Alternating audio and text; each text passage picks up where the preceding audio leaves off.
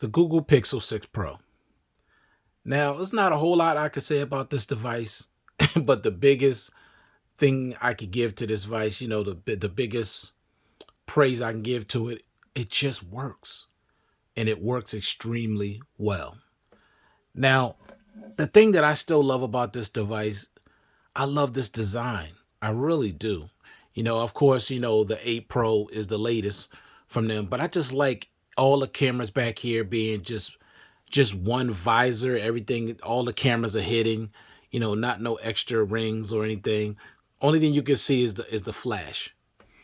But I love this design. I really do. I like it even still more than the 8 Pro. Now, with this device, like I said, it just works. Fingerprint sensor is almost flawless. No issues with that. Of course, no face unlock. You do get always on display, but there's not a whole lot going on with always on display. You can't customize it. It's pretty boring. Your notifications are all the same color. They're small. So, but you still got always on display. Now, the display itself, 6.7-inch Quad HD Plus display. It's a beautiful display. Now, outside, it may not be the brightest thing, but indoors, with it at 100% brightness, it's going to be bright enough with no issues.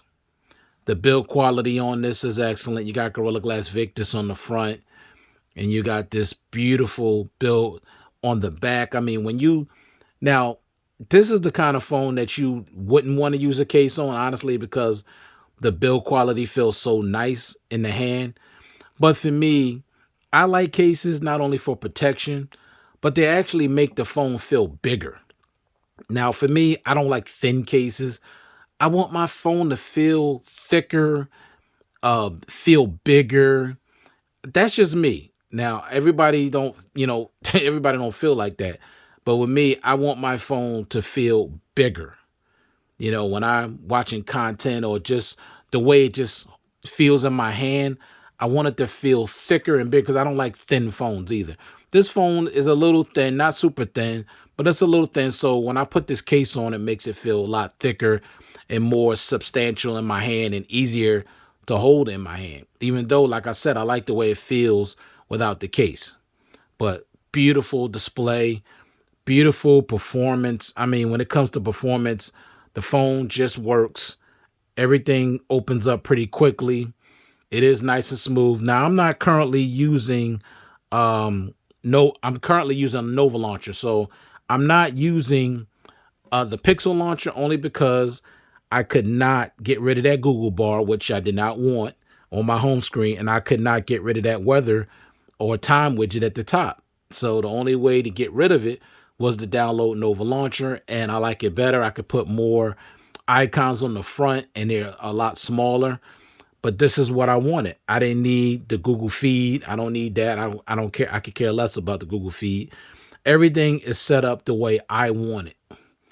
And that's what you should be able to do with a Pixel phone, because remember, Google created Android, and this phone is nowhere near as customizable as it should be, like a Samsung device, like a OnePlus device, like a lot of other Android devices. This device is not that customizable. It just isn't. But what I will say about this device, it's very secure. This is going to get Android 15, so it still has a year left with OS updates and 2 years left of security updates. So this is still going to be relevant for at least another 2 or 3 years, in my opinion, because this phone has not slowed down at all. I mean, not at all. It's just as fast and smooth as it has always been. Like I said, no issues. Now, I'm not a gamer or nothing like that. I don't take a lot of photos, but the cameras on here are also excellent. The video not the best, but the pictures, the photos excellent on here. And of course, you see I got I got the MagSafe. I'm into the MagSafe now. I like using it. I got this stand here. I got this because of Flossie Carter had it on one of his videos, and I love it. You just stick it right up here,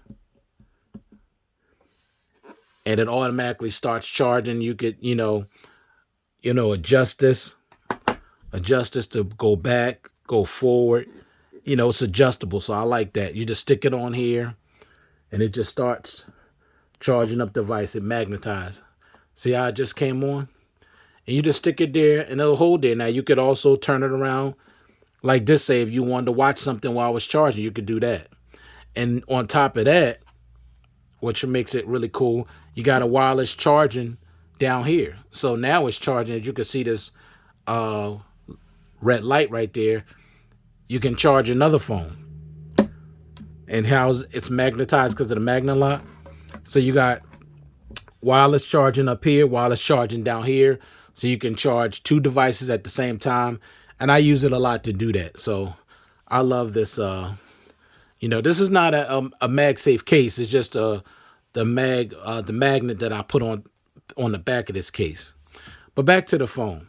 Now, when it comes to the battery life, 5,000 milliamp hour battery, I could still easily get 2 days of battery life out of this phone. Standby time is excellent. The speakers are really good. Of course, the button placement I hate because they got the power button above the volume rockers, which I hate that button placement. It's awful. But the speakers are great. Not the best, but they get really loud, so you're going to get good quality when it comes to the speakers, because the bottom speaker is considerably louder than the top speaker. It's not evened out, you know, like on a Samsung or other devices that I have.